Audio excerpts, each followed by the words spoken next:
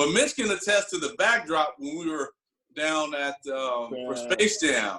That's Jordan where Dome, yeah. Okay, let's talk about that. T, you there with us too, T? Yep. Tracy was there, yeah. Wait, wait, this is crazy. This is something, D, that we've talked about before. It was kind of folklore, and The Last Dance has sort of brought this to light, which is when Michael Jordan is filming the movie Space Jam, right? You know, with Bugs Bunny, Charles Barkley, and Bill Murray. Yes. What a murderer's row. That he needed a pickup game, and they had literally like a farmhouse style, like them to play at. All three of you played. Yeah.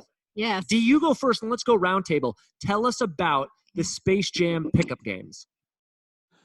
They were good. They were competitive. A lot of guys from overseas were playing down there, but I guess he was looking to play against more pros. So Magic reached out to me and said, "Hey, little fella, you take some of your guys down there and go play." So I got Mitch, Tracy, Chris Mills. We all grew up together, so we're gonna go down there and play. So we're waiting our turn to play. Everybody else is so excited and awestruck. We're not. We're basically the LA boys. This is how we get down. So we get ready to play. Game's going to 7. We're 6-6. I come down on the wing, and I act like I'm going to be jumped up, and I go by and I lay it for 7. And I just commenced to rip him a new one. I'm just going off. Talking about you're not the real MJ, my wife. Get out of my city. This is my city. Mitchell and Tracy, they're trying to stop me. They're like, stop. And the more they said stop, the louder I got. To the point where Chris Mills is picking me up and my feet are dangling. He's trying to stop me. Right? I'm just on a roll. The thoughts are just coming out. I'm just telling you, right? It happened. We play another game. We win. Then he comes back on. It's like, no, there's no way he should be on. It's like 30 guys waiting. He's like, this is my gym. So that's true. He ends up beating us. And so he follows me around, and he's belittling and everything. And everybody's laughing like, see, spoke the bear. But it was all good for me. Like I said this many times before, he puts his pants on one leg at a time just like us. So we were down there to play. We were down there to compete. And this is how we grew up. The three of us grew up like that. Chris Mills grew up like that. We were going to compete at the high level no matter who you are.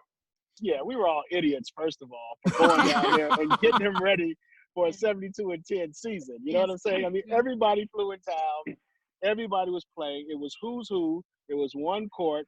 Darrick is right. That game, he gave it to Mike. I mean, he was doing any and everything he wanted to do. And he was talking so much trash. And the funny part about it was Chris Mills had to guard Michael. Yeah. Afterwards. On the other end. He's telling Darrick, shut up, because he's just killing him. But, what we saw, because we had grown up playing with Magic and Worthy and Byron and Coop, all of those guys would come over to UCLA. Isaiah Thomas, Magic would host his Midsummer Night's Magic. And, all of the guys would come in, Dominique, Mark Aguirre. So we grew up playing against, a lot of the pros. The best. But, the best, basically. And then these guys came in, and it was a who's who, and it was one court. We had 3 courts at UCLA. So you lose. You had to sit for like an hour. And you guys aren't used to that. No, you're not. You're just used to playing, you have 3 courts going. You're going to be playing consistently during our summer runs. But during this run, you lose one time, you're sitting on the bench. When the Jordan Dome finally came into play, it was like another run for us.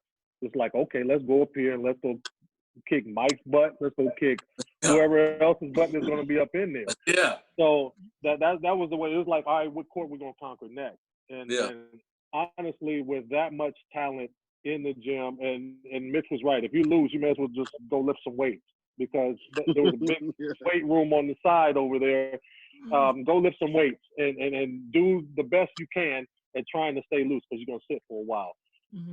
But there's no way you can be in a gym full of talent like that and not get better. I had my best year as a pro the next year. No doubt. I jumped another whole level after those runs. And when a guy like Mike respects you, and he respected all of us, he's the best in the game at the time. So, I mean, best all time. But so if you have a guy like that respecting you, then you're not worried about anybody else. Well, I know all about learning from the greats. That's why she's next to me right here. Yeah, I love it. Mom, I don't know if I've told you guys, but she was on Batman back in the 60s. He tells everybody. Tells everybody. But it's that's dope. great. I had little parts in Space Jam. None of it made the big screen, but I still get residual checks on that too. So pretty fun. Yeah. Hey, tell them about the Space Jam. The food that was up in there. That was another. Oh my gosh. That was another situation where they were trying to get the set right, and we're sitting around back in the locker room at the green room area, and there was food all over the place. Spreads, just spreads, everything. I mean,